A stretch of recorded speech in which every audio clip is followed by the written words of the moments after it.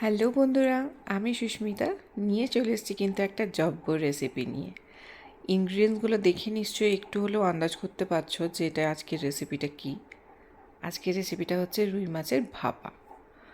তো কী কী ইনগ্রিডিয়েন্টস লাগছে দেখে নাও। এগুলো হচ্ছে রুই মাছের পিস। এখানে আমি সর্ষে, সাদা সর্ষে, কালো সর্ষে মিলিয়ে লঙ্কা দিয়ে বেটে রেখেছিলাম। একটু দই ছিল আর ছিল সর্ষে বাটা জল।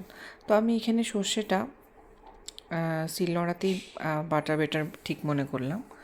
তো দেখে নাও, এই যে আমি সর্ষে বাটার সময় একটু এটাতে জিরে গুঁড়ো দিয়েছি, ঠিক আছে, সামান্য একটু জিরে গুঁড়ো দিয়েছি। আর তোমরা তোমাদের ঝাল মতন এখানে কাঁচা লঙ্কা দিয়ে বাটবে। আচ্ছা, এই যে জিরে গুঁড়োটা দিয়েছি এটা কিন্তু অবশ্যই দেবে, ঠিক আছে। এটাই আমার বলার বক্তব্য যে এই জিরে গুঁড়োতে কিন্তু মানে টেস্টটাই অন্যরকম হবে, অন্যরকম একটা আলাদাই ঘ্রাণ হবে, ঠিক আছে, এই ভাপাটাতে। আর এই টেকনিকটা তোমরা ইউজ করে কিন্তু তোমরা শুধু রুই মাছ কেন, কাতলা মাছের ভাপা, ইলিশ মাছের ভাপা সবেতে ইউজ করতে পারো। তো চরম খেতে লাগে। তো দেখে নাও আমার পুরো বাটাটা কমপ্লিট হয়ে গেছে। তো এরকম এসছে। আচ্ছা, এরপরে আমি আমি এই মানে এরপরে যে টেকনিকটা দেখাচ্ছি, এই যে আমার শিলনোড়া বাটা জলটা আছে এটাতে কিন্তু আমি দেখো একটু গুঁড়ো সর্ষে পাউডারও নিয়ে একটু নুন দিয়ে এটাকে আমি ভিজিয়ে রেখেছিলাম। আমি কিন্তু এই টেকনিকটা ইউজ করি, মানে ভীষণ ভালো রকম একটা টেক্সচার আসে, ভীষণ ভালো রকম একটা কিন্তু টেস্টও হয়, ঠিক আছে। আচ্ছা, তেলটা আমি এখানে গরম হতে দিয়েছি। মাছগুলো আমি এখানে একটু ভেজে নেবো। আমি কাঁচা মাছে ভাপা মানে খেতে ভালোবাসি না। আচ্ছা, এখানে আমি ওই ব্যাটারটা তৈরি করে নেবো ভাপা যে।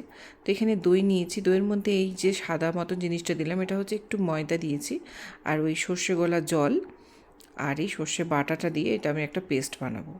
ময়দাটা দেওয়ার কারণ হচ্ছে, এটা কিন্তু একটা টিপস হিসেবেও নিতে পারো, কোনো রান্নাতে যদি দই লাগে সে দইয়ে কিন্তু একটু ময়দা বা একটু আটা অল্প পরিমাণে দিয়ে ফেটিয়ে নিয়ে তুমি যদি সেই দইটা রান্নাতে ইউজ করো তাহলে কিন্তু দইটা ফেটে যাওয়ার সম্ভাবনা থাকে না।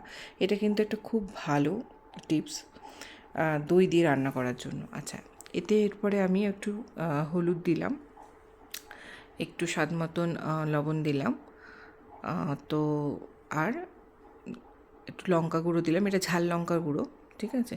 দিয়ে আবার এটাকে একটু ভালো করে মিক্স করে নেব। এই ব্যাটারটা আমি যেভাবে বানাচ্ছি মানে ভাপার জন্য, তোমরা এইভাবেই বানিয়েও খেয়ে দেখো, মানে টেস্ট কিন্তু ভীষণ মাত্রায় মানে একটু অন্যরকম হবে। আচ্ছা, এটা হচ্ছে একটু যে গুঁড়ো পাউডারটা দিয়ে, মাস্টার্ড পাউডারটা দিয়ে যে জলটা করেছিলাম সেটাও একটু দিলাম। আচ্ছা, এখানে যে জিরে গুঁড়োটা আমি দিয়েছিলাম সেটা কিন্তু তোমরা দিতে একদম ভুলবে না বাটার সময়, ঠিক আছে। ওই জিরে গুঁড়োটাতেই কিন্তু এই ভাপাটার একটা ঘ্রাণটাই অন্যরকম হবে, টেস্টটাও। তো তেলটা আমার মোটামুটি গরম হয়ে এসছে। তো এর ফাঁকে কিন্তু আমি মাছটা ছেড়ে দিলাম। আমি কিন্তু এখানে মাছগুলো একটু হালকা ভেজে নিয়েছি, কারণ অনেকেই কাঁচা মাছের রান্না খেতে পারে না, তো আমি যেমন পারি না সেজন্য হালকা করে ভেজে নিই। আচ্ছা দেখো, এখানে কিন্তু আমি আবার একটু কাশ্মীরি লঙ্কা গুঁড়ো আর একটু কাঁচা তেল দিয়েছি, ঠিক আছে, কারণ আমি ওই রান্না করা তেলটা পরে মেশাবো বলে আমি এখানে বেশি কাঁচা তেল দিলাম না। এইভাবে আমি পুরো ব্যাটারটা তৈরি করে নিলাম ভাপার জন্য। দিয়ে এটা আমি এখন একটু রেখে দেবো। এবারে মাছগুলো আমি একটু হালকা করে মানে ভেজে নেবো। তো তোমরা কি কীরকমভাবে ভাপা খাও আমাকে একটু জানিও। তো আমি এরকমভাবে ভাপা রান্না করি, মাছগুলো একটু হালকা ভেজে নিয়ে। একটুখানি অড লাগতে পারে যে ভাপা মাছটা ভেজে নিচ্ছ, কারণ আমার কাঁচা মাছের স্মেলটা খুব লাগে। তো সেই জন্য আমি সব ইলিশ মাছের ক্ষেত্রেও আমি হালকা ভেজে নিই। তো আর হ্যাঁ, দইয়ের ব্যাপারটা যেটা আমি করি সেটা একটা থিকনেস আনার জন্য আমি দইটা ইউজ করি। তো অনেকেই ডাইরেক্ট সর্ষে বাটা দিয়েই জিনিসটা করে। তো এই ক্ষেত্রে কী হয়, অনেকটা সর্ষে বাটা দিতে লাগে থিকনেসটা আনার জন্য। তো এখানে দেখো, তোমরা দেখেইছো যে আমি কতটা পরিমাণে সর্ষেটা নিয়েছি। তো আমি থিকনেসটা আনার জন্য কিন্তু ওই দইটা ইউজ করেছিলাম। তো দেখে নাও, আমার মাছগুলো ভেজে আমি যেটাতে ভাপাবো যে বক্সটার মধ্যে, সেটার মধ্যে ওই পেস্টটা দিয়ে মাছগুলো ভালো করে সাজিয়ে নিয়েছি। এরপরে কাঁচা লঙ্কা, 3টে আমি কাঁচা লঙ্কা বাটা দিয়েছি, আর এখানে 3-4টের মতন কাঁচা লঙ্কা চিড়ে চিড়ে দিয়েছি।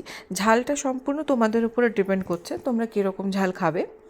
বেশি ঝাল খেলে বেশি কাঁচা লঙ্কা বাটলে, বেশি কাঁচা লঙ্কা চেরা দিলে ভালোই লাগে। সর্ষে বাটাতে বা ভাপা রকম কোনো জিনিসে একটু ঝাল ঝাল খেতে কিন্তু দারুণ লাগে।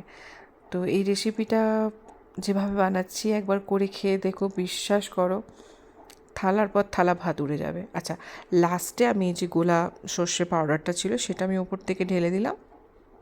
আর মাছ ভাজার যে তেলটা ছিল, সর্ষের তেলটা, সেটা কিন্তু অবশ্যই অবশ্যই দিতে হবে। তো করার পেছনটা একটু অ্যাভয়েড করো। আমার মানে কি বলবো, আমার ইয়েতে কোলায় না এই পেছনের কালোটা তোলা। তোমাদের কাছে যদি কোনো থাকে উপায় আমাকে জানিও। তো ঠিক আছে, চলো এইভাবে তেলটা দিয়ে দিলাম। উফ, এতেই তো একদম জমে ক্ষীর হয়ে গেছে।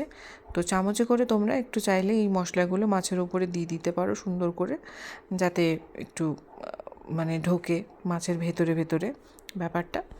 তো আমার পুরো কমপ্লিট। অ্যান্ড এবারে আমি বক্সটা ভালো করে লাগিয়ে এটা আমি ভাপাতে দেবো। আচ্ছা, আমার হাতে যে দাগটা দেখছো সেটা অন্য কিছু লেগেনি, ওখানে আমার হাতটা মাছ ভাজ দিকে পুড়ে গেছিলো, সেজন্য আমি একটু ওখানে একটা পেস্ট লাগিয়ে রেখেছিলাম। তো চলো, এই যে এইভাবে আমি মাছটা এখানে স্টিম করতে দেবো। যেহেতু আবার মাছগুলো ভাজা আছে, সেক্ষেত্রে কিন্তু আমার বেশিক্ষণ স্টিম হওয়ার দরকার নেই। মোটামুটি 5 মিনিটের মতন, 5 থেকে 7 মিনিটের মতন স্টিম হয়ে গেলেই কিন্তু আমার মাছ ভাপা রেডি হয়ে যাবে। তো চলো, আমার স্টিম হয়ে গেছে, আমি দেখিয়ে দিচ্ছি। দেখো কতটা জল ছিল আর সেখানে জলটা কতটা মানে টেনে নিয়েছে। আচ্ছা, কড়াইটা অবশ্যই ঠান্ডা হলে তবেই হাত দেওয়ার চেষ্টা করবে, নাহলে কিন্তু হাত পুড়ে যাবে। দেখো, আমার মাছের ভাপা, রুই মাছের ভাপা পুরোপুরি রেডি খাওয়ার জন্য। বানিয়ে খেয়ে বলো কেমন হয়েছে।